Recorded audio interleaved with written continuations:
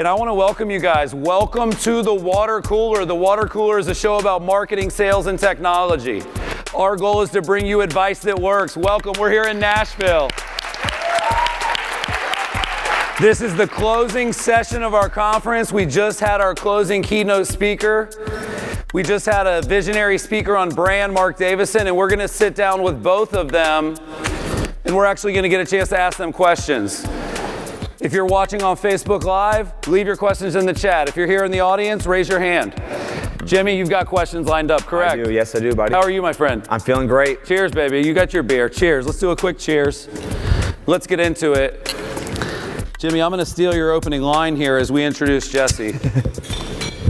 We have interviewed a lot of millionaires on this show.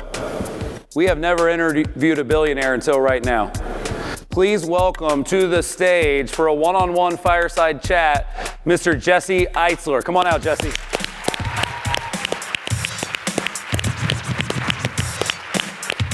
Thanks, boss. Thank you, sir. Yeah. All right. Hey, Jesse. All right. You can sit right here, buddy. Cool. So we'll dive right into it, Jesse. One of the things that you said that really stood out to me was this idea of sort of keeping the momentum going. I remember listening to that quote from James Dyson. He said, "When you feel tired, accelerate." And in the world that we live in right now, I think a lot of us struggle with this idea of putting our hearts and souls into our businesses and giving everything we've got. And at the same time, I've noticed this trend recently where all the other gurus are trying to push us towards this work-life balance, which is figuring out a way to, get what you want out of your business, at the same time be able to sort of enjoy life. You seem to be able to do both pretty easily, frankly. Looking on stage, you seem like you love everything you do. You seem like you have a great work-life balance, but you also have this sort of drive that you're able to achieve professionally what you want to achieve. So my question for you, just to kick this off, is help us understand what your opinion about this concept of work-life balance is and how you've maybe struggled or how you've struggled in the past to sort of achieve that for yourself. Well, if anyone that could crack work balance totally would be, Sure. Yeah, not an easy thing. First of all, when I have a goal, that becomes my lifestyle for the duration of time until I hit the goal. So, and that changes. So if I have a goal, it's not a chore. It's not like I have to do it. It's part of my lifestyle. It's baked into my daily routine. So that's for starters. That's where my mind goes originally. And I think for me, work-life balance, you're going to be out of balance when you have a big goal. If you're starting a business, if you're writing a book, if you're training for something big, you're going to go out of balance. Yep. When you're done with the goal, you go right back to balance. So for me, I always go in and out of it. The most important thing for me is I let the people closest to me know. So I don't feel guilty. Yeah. And they don't resent me. So I'll say to my wife, I have this big race. I just want to let you know it's going to take a tremendous amount of time the next 3 or 4 months. Do I have your blessing on it? And then there's no guilt. What if the answer is no? Then you have a problem. No, I mean, better to be no than to do it and then find out in the middle, and then you can't. You're never going to hit your goal if you're constantly going against guilt and resentment. Work-life balance for me is very simple. Since I'm 21 years old, I've been taking 3 hours a day for myself. I call it the 3-hour rule, and it's cumulative. So people are like, "Oh, you must have a team of nannies," and I don't have a team of nannies. 3 hours a day is cumulative. So that could be a 45-minute run in the morning. It could be 20 minutes sitting in the sauna, 15 minutes reading, doing nothing. But when I'm in my time, I'm not guilty that I'm not with my wife or my kids. When I'm with my kids or my wife, I'm not guilty that I'm not at work. I always try to be where my feet are. And if I can take a couple of hours a day cumulatively for myself, I find that it makes me a better parent, a better husband, and a better business owner, better for my employees. Because if you can't take 10% of the day for yourself, you are out of whack. Your daily life is out of whack. And if you can take the time to do the things that are important to you, you're going to be mega present because you're not going to be rushing to do that run, to write in that book, whatever it is you're trying to do.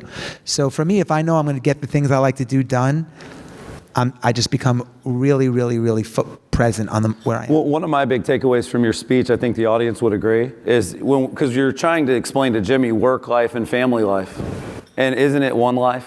That was my takeaway, that there's one bus that doesn't stop moving. And so there may be maybe sections of that bus for family.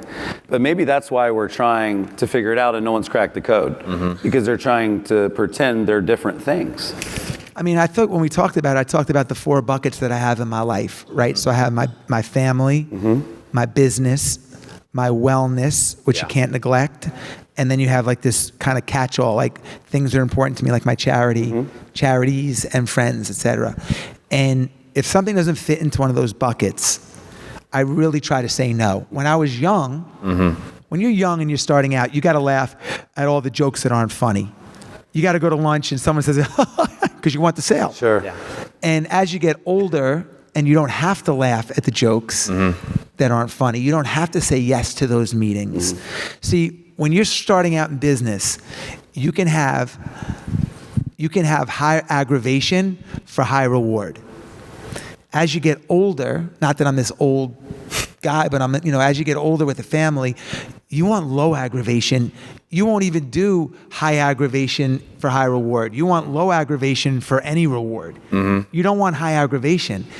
And that's sort of a test that I do when I think about, do I want to do something? Do I want to go into this business? Do I want to be a friend with this person? If it's high aggravation, I try to avoid it. Yeah. One of the techniques that I've used to try to sort of level up, because you kept talking about that, right? Pushing yourself outside your comfort zone, was anytime I read any book, I always look for who is that author talking about. So if I admire the author of the book, I say, who's their heroes? So I think the audience was just in love with your story, and I'm always curious when I meet someone like you, like who are the people you look up to? Who are the heroes for you? Well, it's interesting because now I have a lot of virtual mentors that don't even know that they're inspiring, and some of them aren't even famous. No, they're just people that have a story or they live their life in a way that to me is inspiring. I just discovered a Navy SEAL, a guy named Chad Wright, who's been really inspiring and influential to me. In what way? How he lives his life, how he goes after goals, mindset, leadership coaching, all of that. And he, the great, to me, the great leaders like that are able to simplify things into sound bites. Because you speak for an hour, you remember like a couple of lines, the sound bites, and then you interpret them your own way. He's really good at that. So I've had a lot of virtual mentors. My father was a huge influence in my life because he showed up. Didn't come from a tremendous amount, but he was always there. Still is at 90. And I had a guy named Harvey Diamond who passed away 3 months ago. He wrote a book called Fit for Life that changed the way that my relationship with food changed in a big way. And he wrote a book called Fit for Life that sold 14 million copies. So I reached out to him. I cold called him. And he became like my Which is the theme, by the way. Yeah, he's a big theme. He became my Tuesday with Maury guy. And I started asking him for advice and stuff. I've only eaten fruit until 12 o'clock noon for 30 years, unwavering because of him. Yeah. One of the words you used today, we spent a lot of time thinking about words at this event. We have a book that came out this week called Exactly What to Say for real estate agents. My favorite word that you used during your speech was the word grit. Because that was, to me, the thread that tied your whole story together. You do not take no for an answer. You are not going to stop until you accomplish your goals, even as recent as not doing the 100 miles and calling your wife and letting her know you're going to do it again. So how do you think about grit? Because people have told me, Chris, you're very resourceful. And I think it's maybe a similar word. I feel like I'm very blue collar. People think I'm blue collar. I am blue collar. But I think what they're saying is like, I refuse not to get things done. How do you think about grit? I think grit just comes down to reframing. Because grit shows up when you have an obstacle. And I think there's 2 ways to handle obstacles. Well, there's several, but one is if your goal is bigger than the obstacle, there's a good chance that the obstacle becomes insignificant. If you want it so badly, you're gonna figure out a way. And then the second way is just to reframe that obstacle in your head. And that just becomes a process you can replicate once you've cracked that code. It's like a Rubik's Cube. grit's like a mindset training is like a Rubik's Cube. It's like if I hand you guys a Rubik's Cube and you don't know how to do it, you're like, oh God, I don't know how to do it. And once you learn how to do it, you can crack the code in like 10 seconds. Sure. And it's the same thing. I think grit is the same way. I think it's a muscle. I think it can be, I don't think we're all necessarily born with it, but I think it can be acquired. Yeah. One of the things you said that's interesting is virtual mentors that don't even know you. And there's so many opportunities. You guys have one or two in your life? I mean, it's great, right? Like, they don't even know you. You're learning from them. There's all kinds of people. And one of mine, ironically, is a guy named David Rock. D-Rock, a lot of people know him as. And his mentor is a lot of people's mentors, and I look up to his mentor as well. But D-Rock said something one time, and I follow D-Rock. I love watching his stuff. And one thing he said one time is he said, don't forget that you used to pray about the stuff you have now. I never forgot that, because that really resonated with me on two levels. One is be appreciative as fuck of where you're at. But number two is keep leveling up. Because what you have now, you didn't think you could have. So what's next? So I have a question that's hard for me to ask you. And I was talking backstage with another one of my colleagues that's a very well-known speaker and very successful. And I want to make sure I say this the right way. Why are you here with us today? Why are you here? You don't need to be here. We want to be where you're at, and you're here with us. Why are you here? Why are you speaking? What drove you to want to do this at this stage of your career? Yeah, I mean, the simple answer is I like it. Okay.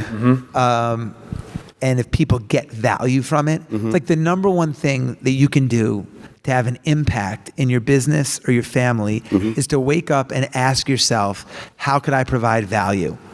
So if you're in real estate, if you're whatever you do, that's the question you have to ask yourself. How could I provide value? And if people get value from a talk, that is at this stage in my life, that's rewarding. Not buying a piece of art. Yeah. That's not rewarding for me. Yeah, maybe similar to, because I know you were a musician, right? So the musicians have, in some cases, depending on the contract they sign, if they read it. I used to work for Lou Pearlman. We can talk about that later. Yeah. But if they understand the contract they're signing, if they know what they're getting into, right? I lost my train of thought, Jimmy. Finish that for me. Well, no, I think this idea of doing what you love regardless of sort of the monetary goals is a luxury when you've been able to achieve what you've achieved. And you mentioned before about this idea of like low aggravation, high reward. Like obviously, you know. I remembered it. Okay, go Yeah. ahead. I'm helping you out there. We do this. It's okay.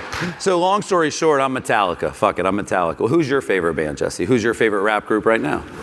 I'm still stuck in the late 80s. Yeah, me too. So I'm they- still a Run DMC fan. Yeah. Okay, so let's say Run DMC. So Run DMC, I'm guessing they have a lot of money, or the ones that are still working hard or that were smart have a lot of money.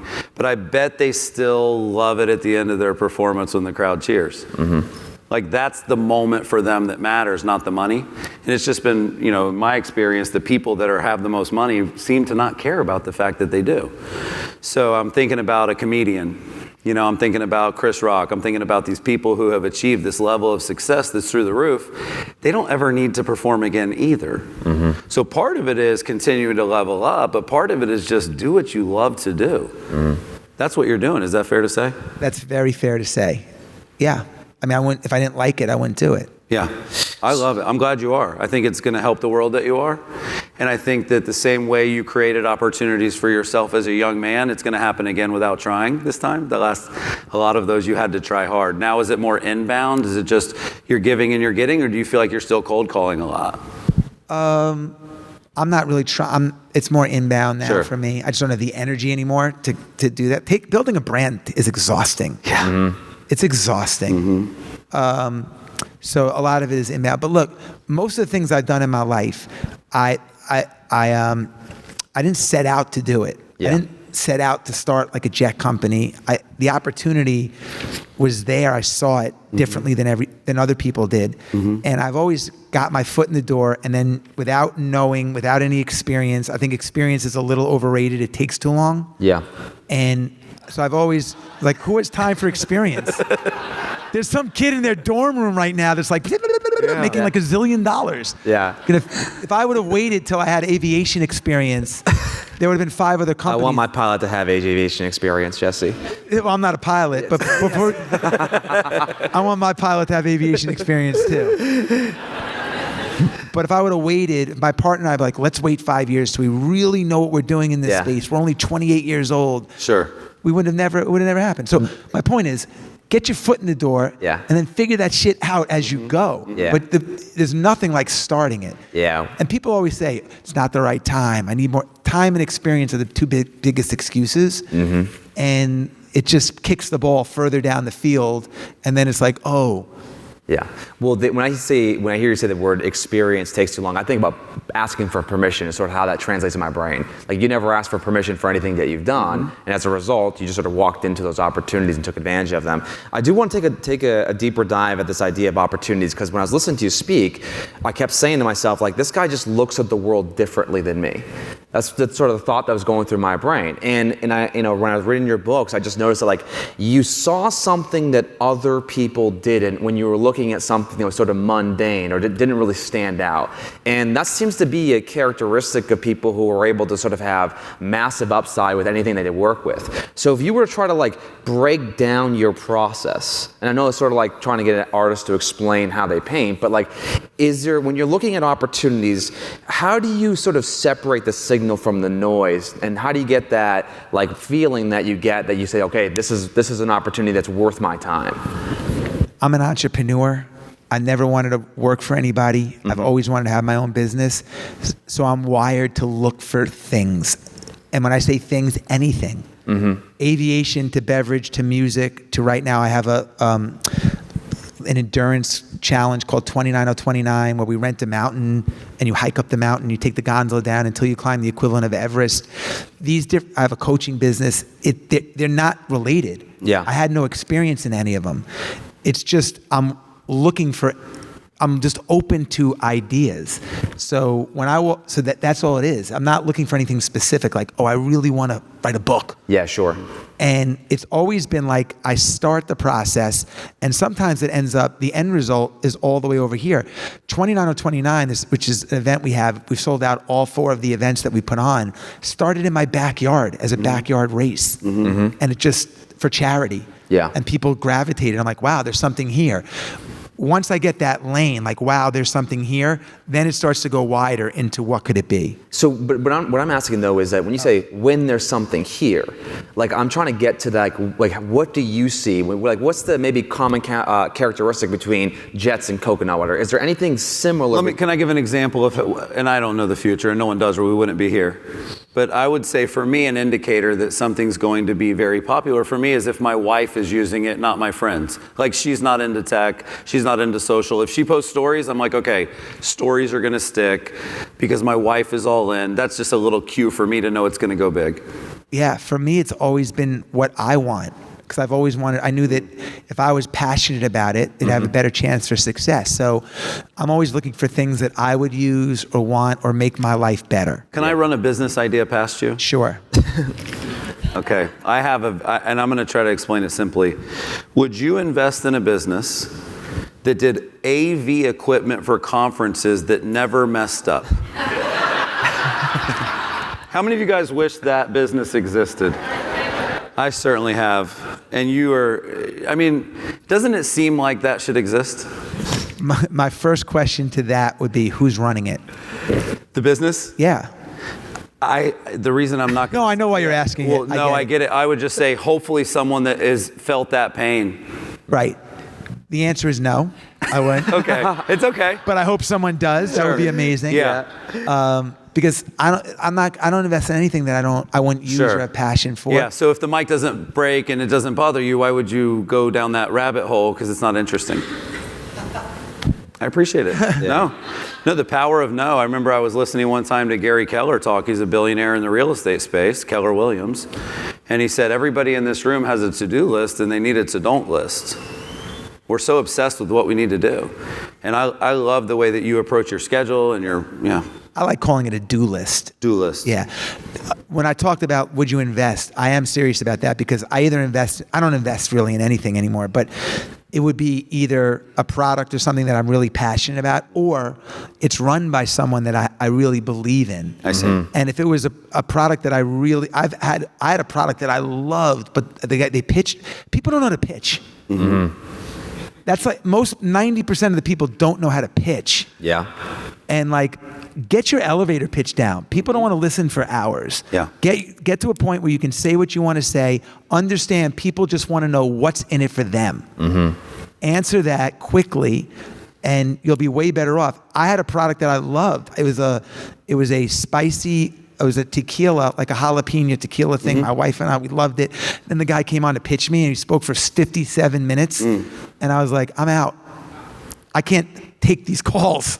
Yeah. Like, this is crazy. All you had to say is, we made the best tequila, man. I'm going to make this thing work. I'm going to make this work. And I'd be like, okay, here's a check. Yeah. You know what it is this is something Phil taught us this week. If you don't know what to say, you don't know what to say. You got to know what to say. And Quickly. Yeah.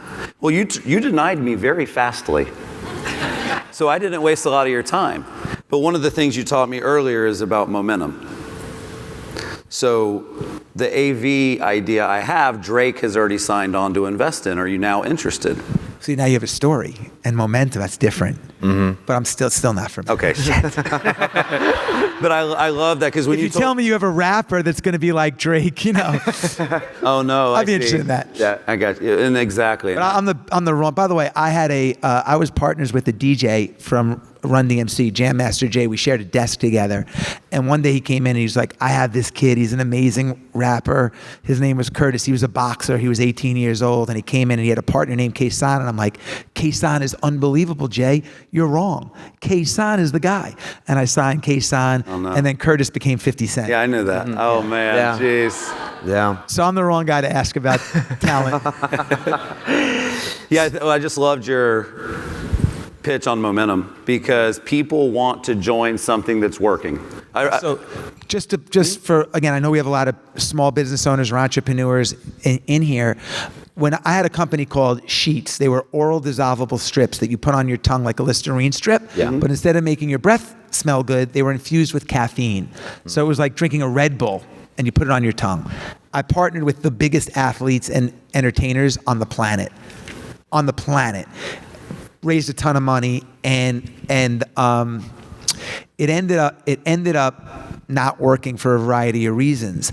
And when we started to pull it back, because we were in like 40,000 stores at launch, which no consumer product has launched in 40,000 stores. You don't want to use stores as your R&D department. Yeah. And when we started to pull back, our strategy was very simple: get a story.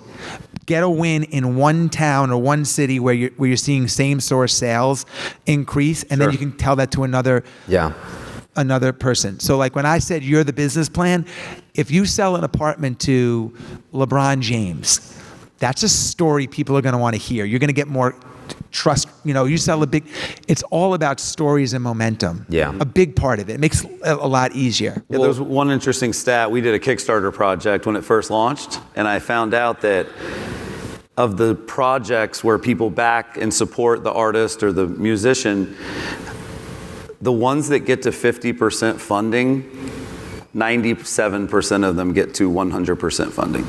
People want to bet on a winner. Yeah. And what you said is you bet on the jockey sometimes, not the horse. A lot, yeah. Very often. Sure. So you've been in the room with some pretty, amazing people, I'm sure, throughout your career. And I'm just curious, because, I think all of us in this room are always looking for, the characteristics and the shared commonalities between the most successful people who are out there just doing amazing things and changing the world, and the rest of us who are trying to kind of get to that level in our own, unique way. Have you noticed anything about maybe some of the smartest people out there, like there's something they just do differently than the rest of us?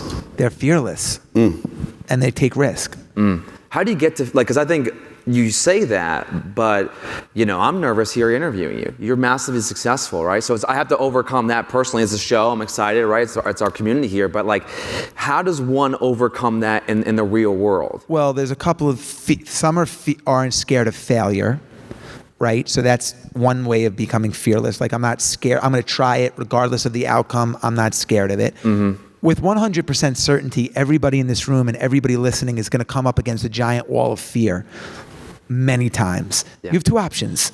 You can get to that wall of fear and turn around and be too scared and go home. You're going to regret it. Sure. You can figure out how to go through the wall like you're doing now potentially, or you can figure out how to navigate around the wall. But on the other side of the wall, good things happen. When you turn around and go home, nothing's going to happen. Yeah. And the great leaders that I think have always figured out how to get through or go around the wall. I think, that's really important. And they don't panic. When things don't go right, it's not like panic. It's like this. When I was running this 100-mile run last week, a friend of mine who's in sales said to me, he's like, when I meet with my sales team, they come out of, when you go and you have a sales meeting, you go in, your job is to sell the product. The potential customer's job is to push back. You see people, they come, I had a lot of pushback at this. What'd you expect? Yeah. That's their job, to push back. You're going to get pushback. When you run a 100-mile run, you're going to see pain. Yeah. So if you know it's coming and you're prepared for it, you reframe it into, what took you so long to get here, pain? I knew you were coming. I expected you. It's me versus you, motherfucker. Yeah. You know it's coming. The greats, they don't panic. It's just like, and then, oh my God, I can't do it. I'm so embarrassed. Yeah. Well, it was nice. One of the AV guys backstage, he came up to me at the break and he said, I've been inspired. I wanted to say thank you and offer gratitude and get out of my comfort zone. And I can't talk to people. And it was tough for him to do it. But I think you have to break through, whether your wall is having conversations with people, which for me, that's not something I struggle with, clearly. But I was telling him, I said, man, when I'm on the plane, I told him, I said, listen, when I get on my marquee jet, just kidding. When I get on Delta, in economy comfort, I can't sit on the window seat. And the reason is because as confident as I am and as polished as I may seem, I am scared as shit to ask the person to the left of me to get up so I can use the restroom. I understand that. Yeah. I'm not kidding. I sit there in fear. Yeah. I go through this whole conversation in my head. I go, I don't want to be rude and ask them to move. And then I go, but they probably won't give a shit and they'll just stand right up.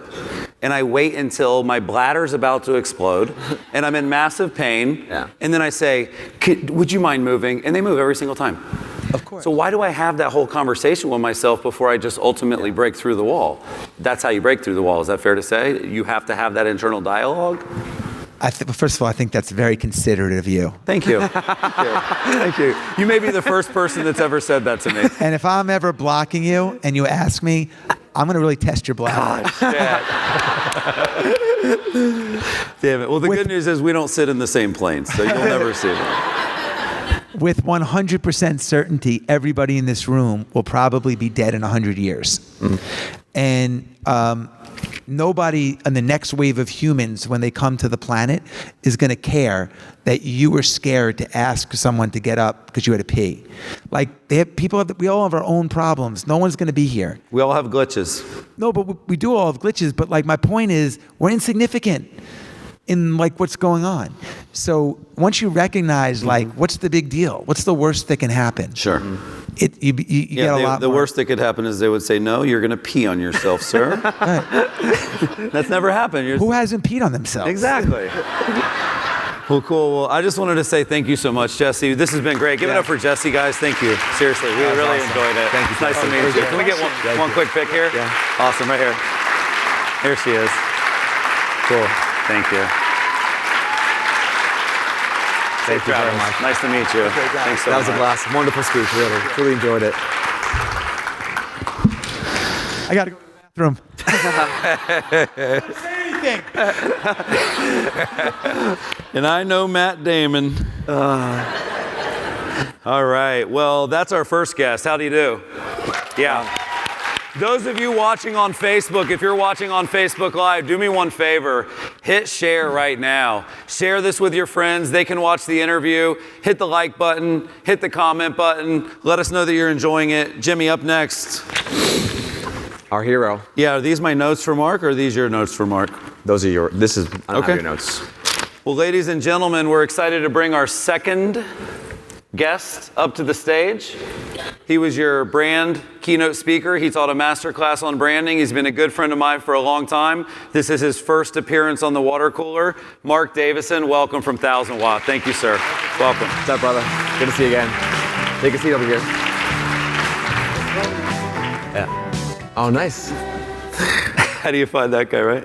Jeez. Well, like we said, Marc's our hero, and just a quick story about Marc. And Marc may not know this, but when I first got in this industry, I got like literally in the first month of just selling products, I got connected to Marc Davison, and I don't even know how it happened, but I spent 30 minutes on a phone call with him. And I don't even remember what you said on that phone call. I was a nobody, and I had no product, no company, no money.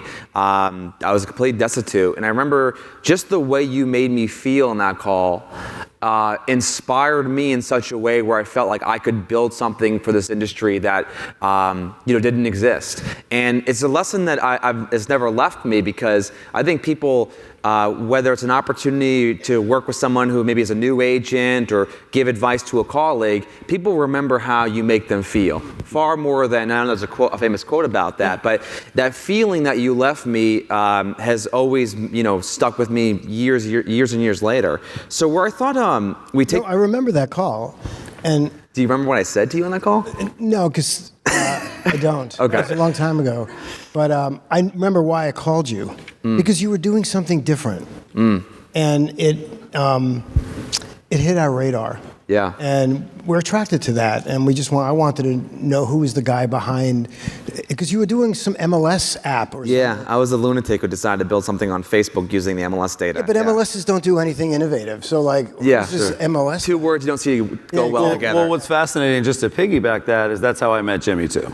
Mm-hmm. Oh, wow. So I saw that he had built that, and I said, wow, that kid's talented, that's super cool. I was tech savvy agent at the time looking for cool stuff, and I just reached out to him. So I think what's interesting about what you're saying is Marc and I reached out to him. Think about that for a second. Yeah. You see what I'm saying? Don't clap for Jimmy, clap for us. Because it takes a different type of person to be as successful as Marc is and to call Jimmy. Jimmy should have been calling Marc, right? In the normal world, in the Jesse Itzler story, he's cold calling everybody to make it work. I'm hitting up Jimmy, dude, what did you, you're amazing. You're hitting, see what I'm saying? Yeah. So greatness is easy to recognize. The question is, when you see it, what do you go do with it? I signed a contract to work with it. Marc decided to become a mentor to it, right? Not even that so much. You just wanted to really just know what you were doing and why you were doing it. And should we turn this into an interview of Jimmy? Because I'd like to do that, Marc. We should do that. So Jimmy, why did you build the MLS app? What was the problem you tried to solve? Geez, search. Yeah, there was an opportunity at the time where it made sense to me, because most of the things at the time on the web were happening in the browser. They were happening in search. They were happening on Google. But as the web started to move towards social, you start to look at, well, what other common activities that were happening in the browser and happening on Google could potentially happen on social?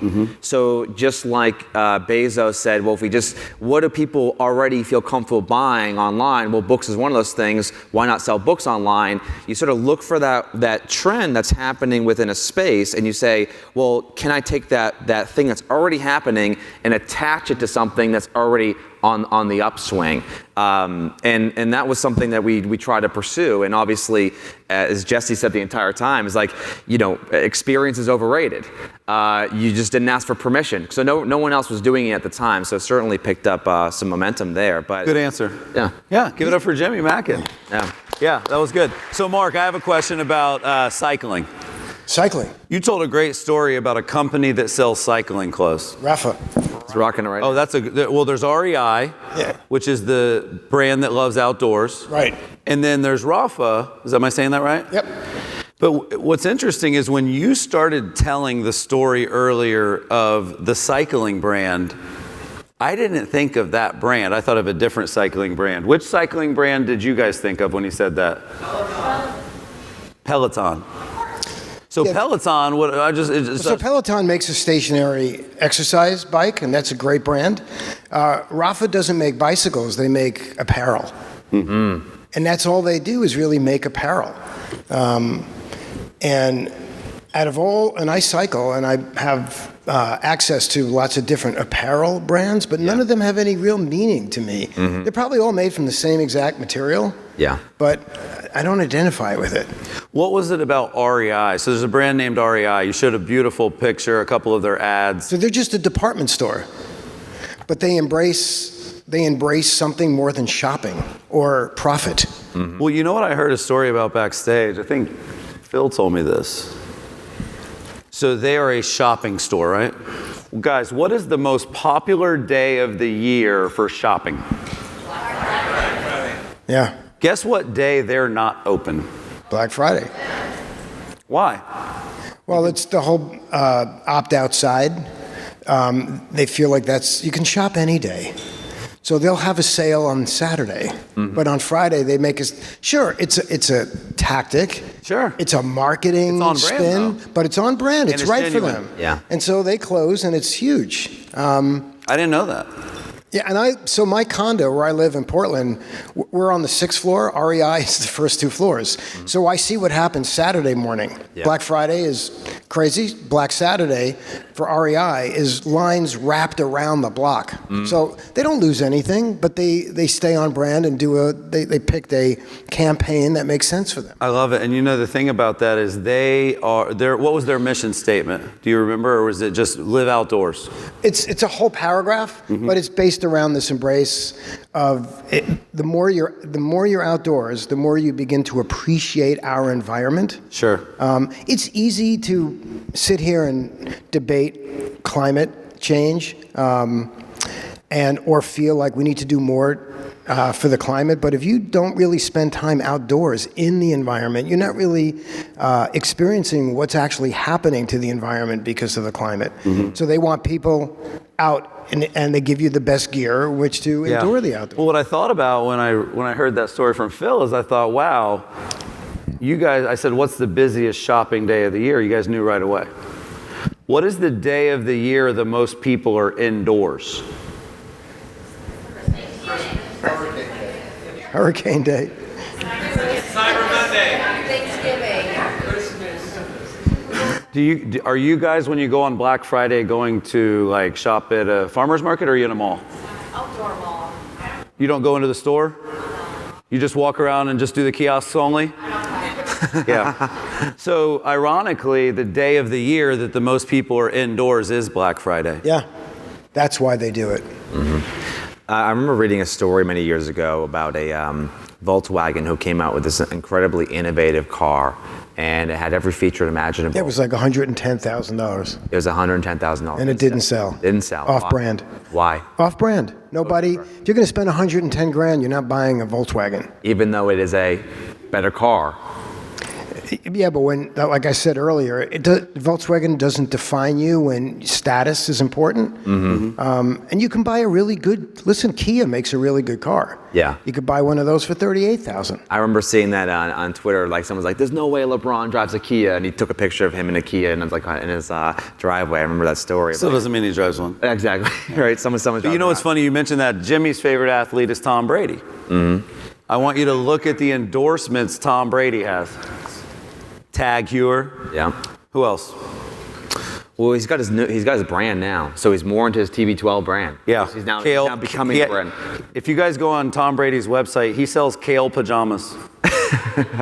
It does. Yeah. I'm just kidding. But he eats avocado ice cream. Like his brand is now longevity, right, Jimmy? We call it pliability. We call it the TB12 method. But what he's really doing is proving that what people thought was possible before, the fountain of youth, is what he's trying to tap into. And I think that brand's going to last well beyond his playing days. Absolutely. Now there's, I think, 1,000 different definitions of a brand, And the one that you've given me has really stuck with me. Lots of people define brand in lots of different ways in this industry. And as Marc has pointed out, and I think you guys should all take note of this, is that building a brand is incredibly hard.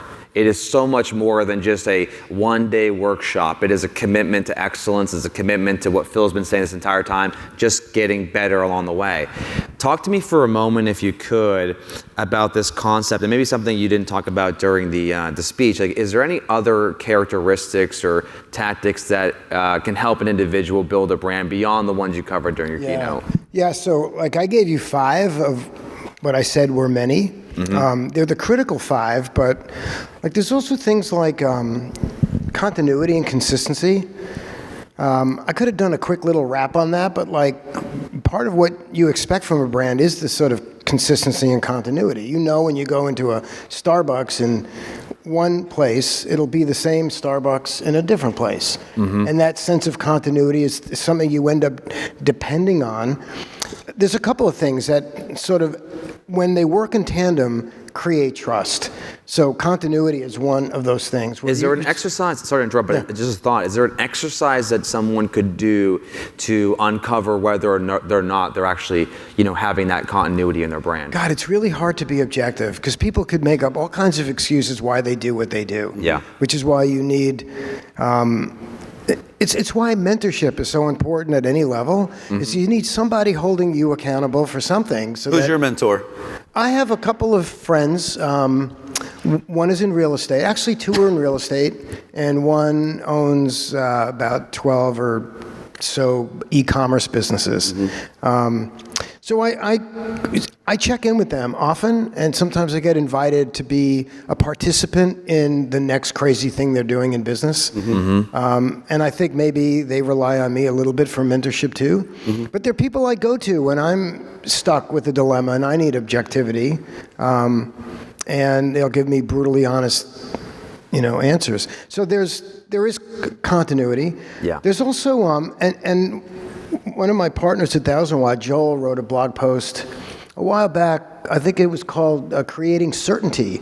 But like really great brands make a promise. You've heard of brand promise, brand purpose, some of these foundational elements. But like, what promise do you make that you can deliver with consistency over and over again to where that promise becomes something people can count on and trust? And so like figuring out what the promise is and what you can actually deliver is another key ingredient. Let me ask you a question. This is something I asked Don Miller, and I don't remember his answer on this topic, but I think it's an important question that all of us have to get our heads wrapped around. When you're in a creative space, there's so much energy and effort sort of built up to trying to find that like moment where you just like that aha moment that we're all looking for. Like that's it. And I remember before Nike came up with their slogan, Just Do It, they had one that was previous to that was, I thought, really good, which was there is no finish line. Yeah. So this is where I think I personally struggle, maybe you guys do as well, this idea of like, when is enough enough? In the sense that when do you get to a point where you're like, maybe you don't love it initially, Marc, maybe you're not absolutely a huge fan. I'm on water cooler. I can't believe it. Isn't this fun? Isn't this cool? Give it up for Marc Davison, guys. Wow. Yeah. But you've gone through this hundreds of times. I'm trying to like, is there a moment where it's just instinctive, where you say, is there a moment where you stop screwing with it and you just go with it? Because that's what it feels like is required, right? I don't stop. Well, it's hard because I got to be in a process with Marc years back when he invented the word people work. So to answer his question, and then I'll explain to at least my view of that day. So I'm wired to never stop. And it's a positive, but it's also at times a negative. Yeah. I hear my wife always say, when are you going to stop? I guess when it's perfect, but it's never really perfect. When the bus stops. So, but the thing is, I'm surrounded by amazing people at work who are great sounding boards and also great creatives. So it's a collaborative thing where you then know where you're at. But I mean, a few things you can't. Your name is your name. You can't change your name. And it was maybe your name was Mikey when you were a little kid. Now you call yourself Michael as an adult. But how much further can you go with that? But you know that, like, as you evolve and grow, you change. And sometimes those things that you use to identify yourself, you know, maybe it's the clothes you wear, or the brands you use, or the people you hang with, need to change over time. Brands need to assess itself every once in a while to be certain and just check in and see if the assets that you're using to represent you to the world is actually representing the current you, or even the aspirational you, the you where you want to be in 5 years. Because if you have a vision of where you want to be in 5 years, now is a good time to lob the ball out there and then have sort of an anchor out in the future to where you're then like a stake in that ground where you're aiming toward. So, well, that's the thing is when I was in the room in Cincinnati, we were at the Dot Loop office. Austin Allison's a smart guy. Yeah. Brian is a smart guy from your firm. Very smart, yes. I'm a semi-smart guy. You're a smart guy. How many hours were we in that conference room before you said, so basically you're talking about people work, you're not talking about paperwork? That actually did not happen. If my memory serves me, we spent 2 days in Cincinnati digging deep and asking a lot of really good questions and filled an entire whiteboard wall. But then we went back to work, and I remember flying down to our Bay Area office to work with Brian and Joel and maybe Jessica at the time. All four of us were then spending another whole day just writing and lobbing ideas, and that just popped out. It's one of those things to where like, I don't know where it came from, but it seemed to capture. And I remember, like, when it first came out, it had an interesting ring, but it kind of didn't make sense because it wasn't even a real word, people work. Yeah. But that's when we kind of like, you know what? That's just, here's a little thing. This is a little science that we apply when it comes to naming things, naming companies, naming products. But it also can be applied to other things, which is it needs to just be a little wrong to be really right. Now, where that little wrong is, I'll give you an example. Who would ever think of naming their luxury brand Coach? Like, right, you ride Coach, that's, like not high-end luxury. It's just a little bit wrong, but there's a lot right about that name. It's just interesting enough to where you can create an aspirational brand with a name like that. So like, it just had a little bit wrong with it to make it really right. Yeah. In the creative process, so I had breakfast with Marc this morning. He just drank coffee. I ate, but because Marc gets up super early in the morning, does his walk, gets out there and has a good routine. But one of the things that you mentioned that stuck with me is you put a lot of work in throughout the day, and you have multiple businesses that you run, and you also are an artist and a musician. And when I hear you say that story where how people work really came into existence, you're doing sort of this like pattern interruption where you're not pushing a problem that you have to sort of that, like, you're drilling down, you're sort of stepping away from it and then having that sort of moment of clarity. And I think we never give ourselves enough time to do that, meaning we, and I want you to talk a little bit about this, we sort of impose these arbitrary deadlines on ourselves that we've got to be done this thing because we picked a date, and as a result, we're going to force it into existence. So I'd like you to give the audience here and the people watching on Facebook your perception and your definition or your feelings about like these deadlines that we give ourselves during really creative things like rebranding. Yeah. Well, I mean, clearly you need deadlines. At least you need some structure. But you don't want the deadline to interfere with the creative process. You also don't want the creative process to interfere with the ultimate goal, which is to get something out there. So there's a lot of give and take. I'm a little bit more lax when it comes to deadlines. And others in my firm are more stringent on deadlines, and that balance between the two actually creates the perfect scenario. My belief is that a great idea will never happen staring into a computer, ever. You need to get away from that computer. So here's a little example. this just happened. A lot of work was done for a client, probably by all of us sitting in front of computers.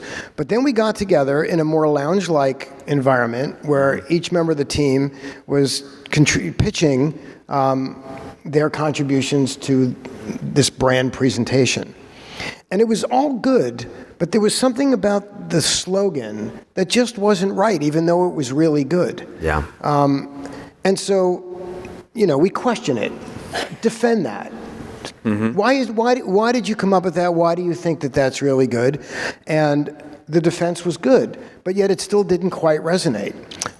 So rather than going back to our desk to come up with another round, we just sat there and started asking each other questions. Mm-hmm.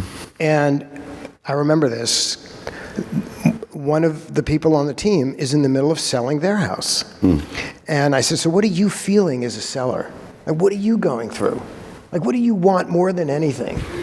And the first few words out of his mouth was, that's the slogan. Sure. And then it took the writer on the project to just take that few words and twist it into a 2-word slogan. Yeah. We presented it to the client yesterday, and they were blown away. Yeah. And collaboration, teamwork, lounge setting,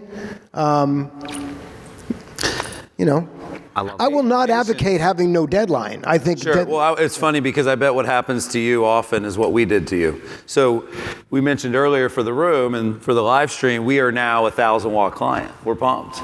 And we have been negotiating back and forth. And one of the things I appreciated about Mark, 2 things. One is he took a ton of time before he said yes. He tried to say no a lot of times before he said yes. So I'm in here selling Mark on sending me a big contract. That's when you're doing it right, my friend. I'm not easy. He's not easy because he doesn't want to do the work if he's not doing the work for the right person. How many of you guys want to work with all the right people? Mm-hmm. How many of you guys work with the wrong people? He doesn't. I met agents who have told me today that they have fired a client that was toxic. And sometimes it's not about toxicity. Sometimes what somebody needs is not what we can give you. You need something else. And why take your money? Why put you through a process and give you something you need when it's not, maybe you want it, and you'll get it in time, but get other things that you need down first. Well, what I was thinking about that is, we called you and we came to terms, and there were maybe a couple weeks left before Excellence, maybe 10 days, 3 weeks ago, we came to an agreement. And what do you guys think the first thing we asked Mark to do was? Can you have everything ready by Excellence, please? Oh, I forgot about that. Yeah. Well, it wasn't really, it was just more the naiveness, because when you were talking about spending the day and spending the next day and spending the next day, we spend about an hour. Mm-hmm. We do debate the idea. But I only have one more question for you. Well, I want to comment on that, because this is important, because part of what you do is sales. You're not salesmen, and I hope you know that. You're far more than that. But there is an aspect to sales that we all have to do. I told him no straight up, with no fear that no might actually trigger that doesn't work for us. I don't care if it doesn't. We're not in business yet. But saying yes to that wouldn't work for us. And that would mean we couldn't do the job we know how to do, which means you wouldn't get what you paid for. Mm-hmm. So I had no problem saying no with confidence and explaining to you why, and that all worked out. I think sometimes we're afraid to truly represent what we feel we need to in a client relationship. Yeah, and I had no problem saying no to his no. Right? I knew I wanted to work with you, Jesse Itzler style. We were working together whether you said no or not. Mm-hmm. But I appreciated why you said no. The other thing I appreciated Mark did, you guys enjoy Mark's speech earlier today? Yeah. Thank you. So I think the theme, because we're wrapping up, we're in the last 5 minutes of the whole event, and one of the themes of the event is do the work. Mm-hmm. Phil M. Jones, do the work. Yeah. Talk to people, just give them 1 or 2 minutes, Mark, on the work you put into that speech. Oh, shit. Any of you saw me this morning, I was at the business room on the 2nd floor still writing. Take us a few weeks back, though. Probably a month to write this all out. And, how many pages? There were 26 pages. But the reason why I did that, I could have told you everything that I just could have riffed it out. But my fear is that I would automatically go into agency jargon, because that's how we talk at work. We all understand that language, much like there's realtor jargon. And I didn't want to do that. I wanted to keep this science that I offered you guys in the simplest words that I can. And since I had never given the speech before or talked before, I needed to kind of write it out and make sure it was. So yeah, I put a lot of work into it. You did the work. Yeah. That's been the theme of the people that have been up here this week is you can get rid of the laces on your shoe, and that's really fun. But you just got to get back on the court with new shoes now. Yeah, totally. So I have one more question, Jim. I have You one wanna- observation. Yeah, sure. I'll let you ask your last question. Yeah, I'll make one observation. just to remind me, One my last observation. question's about what is his KPI? Yeah. Go ahead. So I always sit in the aisle, always. If I can't get an aisle seat. Oh, thank God. So- Come here, give me a hug. Listen, so you related to that. Oh, totally. Okay. But here's the thing. I'm sitting here thinking you're definitely at the window seat. I feel like if this were a row at a plane, I'd be in seat C. Yeah. So I'm very comfortable. There you go. Thank Love you. it. Love it. One of my biggest takeaways, and it's not even a question, it's just an observation. I'll let Chris wrap it up here for us. And this has been an amazing couple days spending with everyone here and all of our speakers. One of the things that there's a book that just came out recently. I think it's by Ray Dalio. I might be mispronouncing it. Principles, yep. Principles. And one of the things that just kept resonating through my brain as I was listening to you give your master class was when you put the work in, when you write the 26 pages to present what you presented today, when you make all these decisions, no matter how hard it is, Phil M. Jones style, do the work, you get to that point.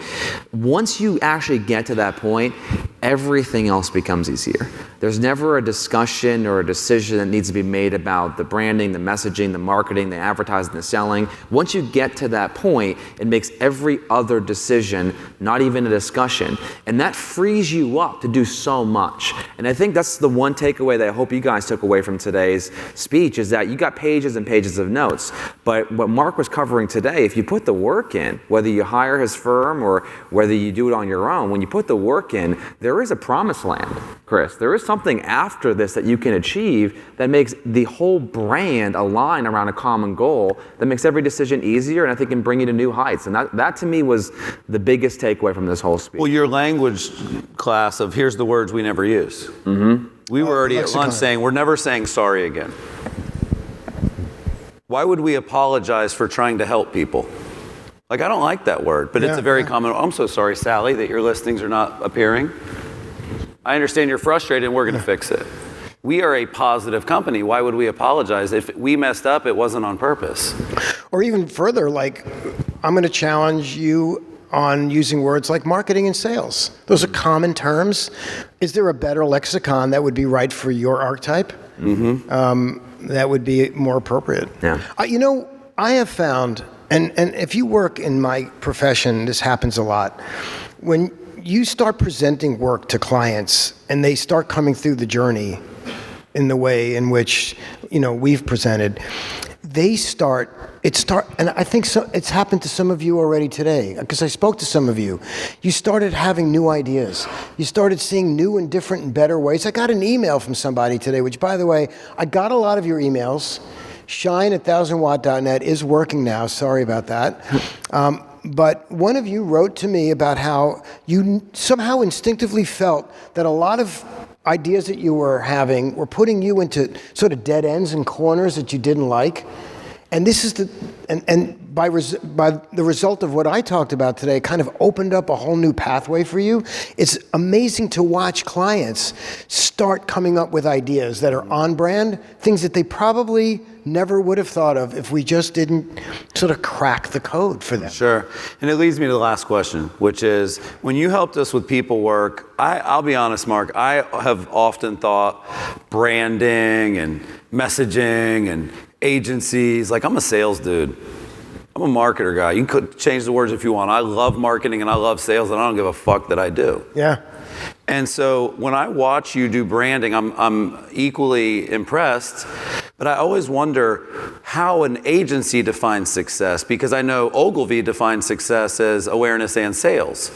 So even though he's a beautiful writer, he wanted the cash register to ring. I know when you helped us with people work, it's a beautiful book.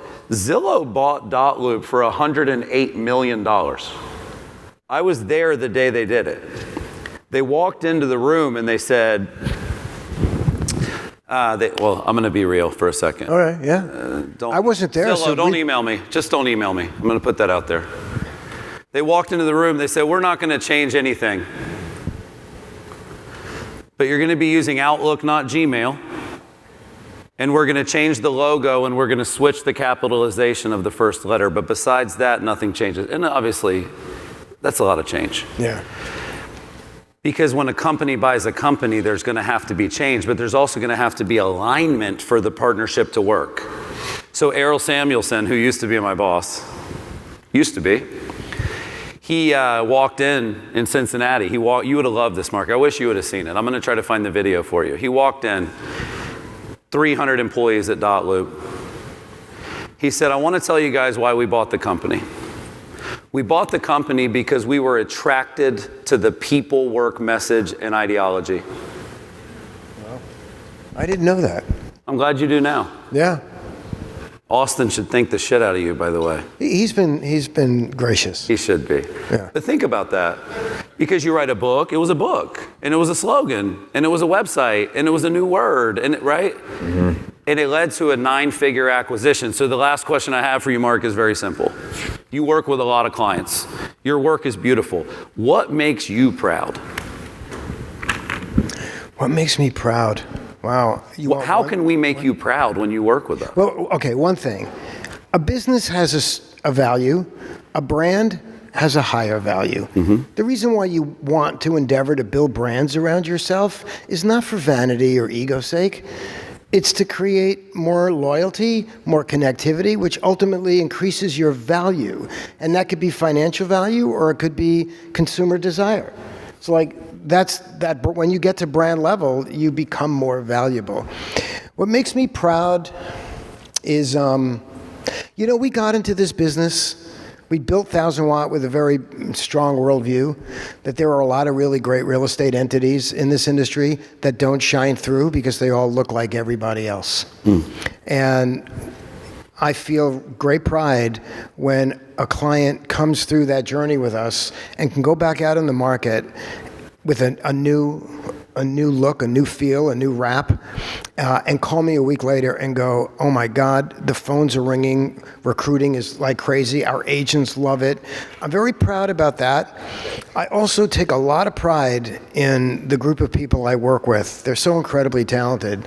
And when I watch them come through the work and present their findings or their writings, and they've cracked the code, it's a source of pride that, if you have children, I'm not saying that they're my children, but I'm a little older than some of them. Mm-hmm. But, when anybody you work with or you're in a family situation with or friends accomplish something really great, as a result of what you've created for them, it's an amazing experience. So, Brian and I, we founded a company and we've attracted people to us, including clients, and we produce stuff for them that works for them, and they're happy and they feel better than ever, and that's, that's my pride. Does that moment ever get old?